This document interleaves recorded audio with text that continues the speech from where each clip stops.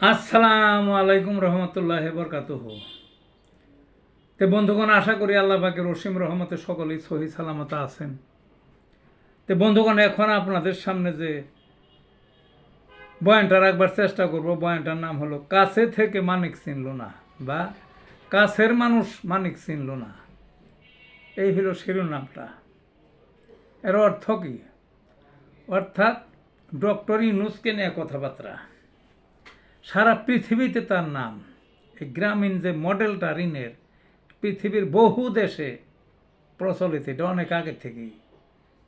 তার সামাজিক ব্যবসা পৃথিবী জোড়া পরিচিত এবং বহু দেশে।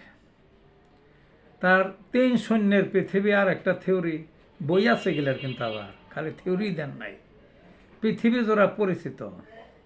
বিভিন্ন দেশের অনেক স্থাপনার নাম, অনেক বিশ্ববিদ্যালয়ের নাম, অনেক রাস্তার নাম ওনার নামে। বিভিন্ন দেশে ওনার এই সমস্ত থিওরি পড়ান হয়। তারপরে কানাডা, জাপানের মতো দেশে ওনার জীবনী আছে, তাদের বই পুস্তক ওই দেশের স্কুলে। বুঝলেন না কীরকম পরিচিত? যেখানেই যান মধ্যমণি, এটা আগে থেকেই। কিন্তু এলাকায় কোনো দাম নাই, মানে বাংলাদেশে কিছু বোঝেন। বাংলাদেশে সব পণ্ডিত, যত নেতা আছে, যত দলের বিভিন্ন সময় ক্ষমতা আছে, সবাই মহাপণ্ডিত। এই জন্য তারা চিনে নাই। চিনব কেমনে? ওনাকে যদি এই দেশে এগুলো প্রকাশ পাইতে দেওয়া হয়, তাহলে তো তাদের অস্তিত্ব থাকবে না, সব অস্তিত্বই যাবে ডক্টর ইউনূসের উপর। বুঝলেন না? এখন দিবালোকের মতো এটা স্পষ্ট। বুঝলেন না? যেখানেই যান ফুল ফুটতেছে। সভাপতির আসন বা সভাপতির আশেপাশের আসন।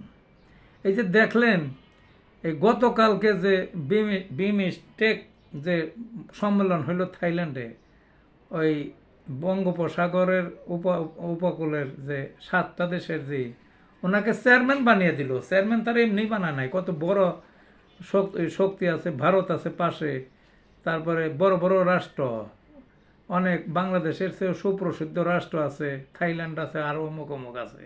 কই বানাইলো ওনাকে বানাইছে তার এমনি না, বিশ্ব বরেণ্য উনি। ওনাকে 1 বছরের জন্য চেয়ারম্যান বানিয়ে দিছে বিমস্টেকের। বুঝলেন না?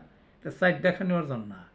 চীন দেশে তো আমাদের দেশ স্বাধীন হওয়ার পর থেকে কত রাজাই, কত শাসকই গেছেন, কিন্তু নিজের দেশের বিমান দেয়া নিয়ে যায়, আবার এনে দিয়া যায়। আর যে সম্বর্ধনা, যে রাজকীয় সম্বর্ধনা, জীবনেও কেউ দেয় নাই। সব জায়গায় এইটা। বুঝলেন না?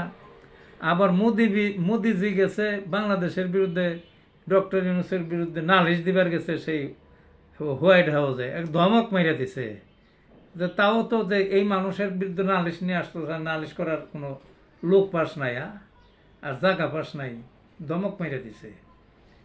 তো এই যে এটা সব জায়গায় তো, আমি আগে থেকে খবর রাখি ওনার, এবং এখনও যেখানে যাবে ফুল ফুটবে তো। ওই যে দেখলেন না, যখন এই যে স্বৈরশাসক শেখ হাসিনার বিরুদ্ধে আন্দোলন, ওই যে সংযুক্ত আরব আমিরাতে 57 জন বাংলাদেশি মাঠে নামছিল, বিক্ষোভ করতে, আটকে থইল। মাত্র একটা টেলিফোন করছে ওই আরব আমিরাতের যে আমিরের কাছে, ডক্টর ইউনূস টেলিফোন করছে, 2 মিনিটও দেরি হয় নাই, ওই সাথে সাথে ছাইড়ে দিছে, দেশে পাঠিয়ে দিছে। তাহলে দেখছেন নি ওনার কাজে, এই যে রত্ন, এই যে মহারত্ন। আর দেশটাও দেখেন না, সব ছিল আমাদের শেখ হাসিনা পালানোর পরও তার যে লেয়ারগুলা কি সতেজ ছিল, এবং তারা ভাবনা করছিল যে আবার আনবে শেখ হাসিনারে, আবার আনবে, পুনর্বহাল করবেই করবে। কারণ আমাদের দেশে ভারতের এজেন্টের কোনো শেষ নাই। স্তরে স্তরে সাজানো চীনের প্রাচীরের মতো, দেওয়ালের মতো। বুঝলেন না? ছাদ পেটানোর মতো, ছাদের মতো, এই প্রাচীরের মতো, ছাদের মতো যেটাই বলেন, সাজিয়ে রাখছে প্রত্যেকটা সেক্টরে, সামরিক বেসামরিক প্রত্যেক জায়গায় এমনভাবে সাজানো, এগুলো ভাঙ্গা সম্ভব না নাকি মনে করছে লেয়ার। কাজে তারা জানে যে আসবে। শেখ হাসিনা লম্বদম্বের কথা কইছে, দিল্লির থেকে পয়সা পালিয়ে যাওয়ার পরও লম্বদম্ব যে আসতেছি, লিস্ট করো কইছে, তার এমনি না, কারণ জানে সব সাজিয়ে হয়ে গেছে, ইন্ডিয়া হ্যান্ডেল করতেছে গেলে, তাইলে তো আসবেই।